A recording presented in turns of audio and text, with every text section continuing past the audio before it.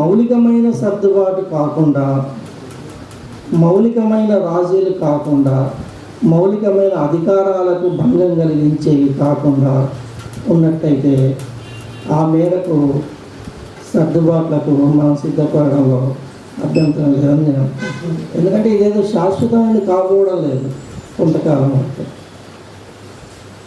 అట్లాగే కేంద్ర ప్రభుత్వం అనేది ఎప్పుడు అనేక విషయాలు ఆలోచించాలి కూడా. కేవలం ఒక రాష్ట్రాన్ని ఏర్పరిస్తే వేరే చోట్ల కూడా ఇటువంటి డిమాండ్లే వస్తే ఎట్లా అనే ప్రశ్న ఏదైతే ఇప్పుడు వస్తున్నదో, లేదా దాన్ని సీమాంధ్రులు పోజ్ చేస్తున్నారో తెలంగాణను అడ్డుకోవడానికి, అదే దాన్ని మరీ ఎక్కువ సమస్యలకు దారి తీయకుండా అడ్జస్ట్ చేస్తూ, ఇద్దరికి నచ్చజెప్పినట్టు చేస్తూ వర్కౌట్ చేయడానికి కేంద్రం ఎట్లా ప్రయత్నం చేస్తున్నదో, నిజానికి ఇటువంటి మోడల్ కనుక ఒకటి క్రియేట్ అయినట్టయితే, ఒక ఉమ్మడి రాజధాని వస్తే రెవెన్యూ షేరింగ్, లేకపోతే దాన్ని ఉమ్మడి రాజధాని అనడమా, తాత్కాలిక రాజధాని అనడమా, ఎంత అనడము, 10 ఏళ్ళు అంటే 10 ఏళ్ళే కానక్కర్లేదు. ఆజాద్ నెల అంటే నెల కాదు, వారం అంటే వారం కాదు అని అన్నట్టు నిజానికి 10 ఏళ్ళు అనేది కూడా ఖచ్చితంగా 10 ఏళ్ళు అని కానక్కర్లేదు. అసలు అదర్వైజ్ మనం ఆలోచించినట్టయితే 10 ఏళ్ల పాటు ఇక్కడ ఉండడానికి వాళ్ళు సిద్ధపడరు. ఇట్లా విడిపోయినాం కనుక మన రాజధాని మనం తొందరగా కట్టుకోవాలని వెళ్ళిపోతారు. అక్కడ ప్రజలు అదే కోరుకుంటారు కనుక అది కన్సిడరబుల్గా తగ్గుతుంది ప్రాక్టికల్గా చూసినట్టు నేను అనుకుంటున్నాను. కనుక అది అట్లా ఉంటే దిగ్విజయ్ సింగ్ మాట్లాడిన మాటలను మనం బిట్వీన్ ది లైన్స్, అంటే కేవలం అక్షరాలు మాటలు ఏం మాట్లాడాడనే కాకుండా బిట్వీన్ ద లైన్స్ కనుక చూసినట్టయితే కేంద్ర ప్రభుత్వ ఉద్దేశము, కాంగ్రెస్ వర్కింగ్ కమిటీ ఉద్దేశం కూడా ఏంటంటే సీమాంధ్రులను కొంత మాడిఫై చేయడం. ఎందుకంటే కాంగ్రెస్కు కూడా తన రాజకీయ ప్రయోజనాల కోసం అందరికీ కూడా న్యాయం చేసినట్టు కనిపించాలి. కొంత హర్ట్ అయినా కూడా మాడిఫై చేయడానికి ప్రయత్నించాలి.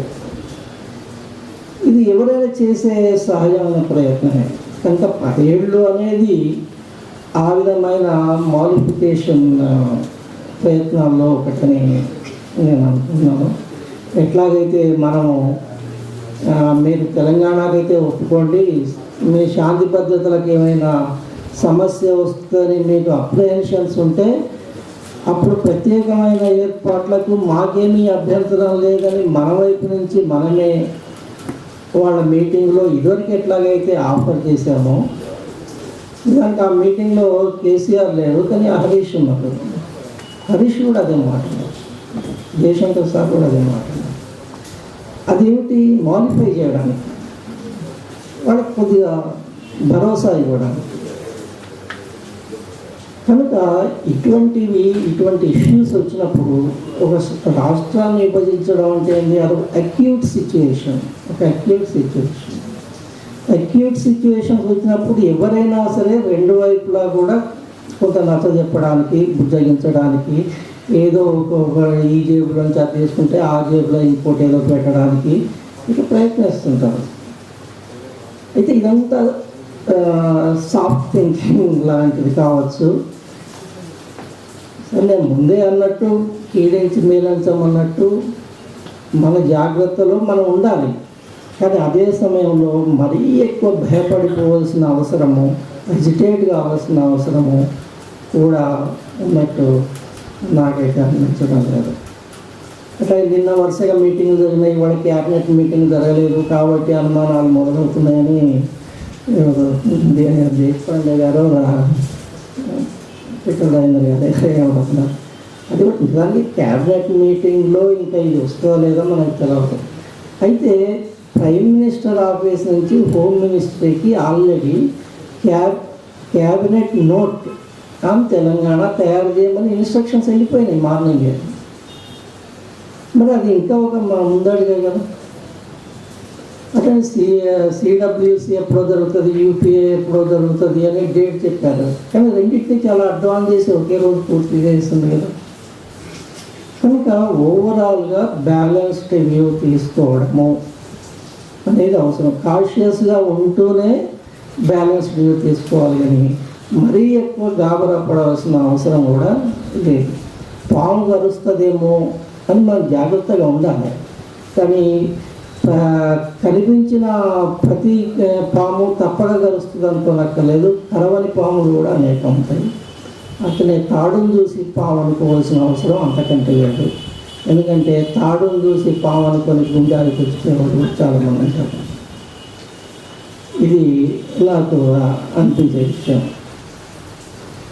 కానీ ఖచ్చితంగా మనం నో అనవలసింది ఏమిటి అంటే, లాజిస్టికల్ అరేంజ్మెంట్స్కి మించి వాళ్లకు హైదరాబాద్ మీద కానీ హైదరాబాద్ చుట్టుపక్కల కానీ దేని మీదైనా అడ్మినిస్ట్రేటివ్ పవర్స్ కనుక ఇచ్చే ప్రయత్నం జరిగితే మాత్రం దానికి ఖచ్చితంగా నో చెప్పాలి.